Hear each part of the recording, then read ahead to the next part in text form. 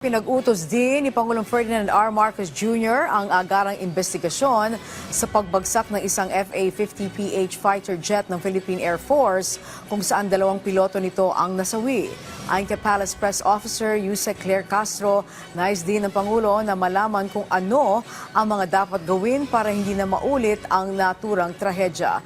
Una dito, grounded pa ang buong fleet ng FA-50PH fighter jet ng Philippine Air Force habang isinasagawa ang pagsisiyasat.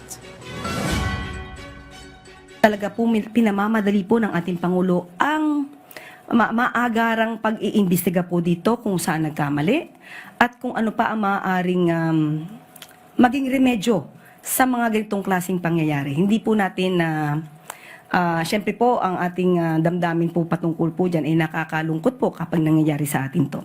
So maagaran pong pag-iimbestigasyon din po ang inutos po ng ating Pangulo dyan.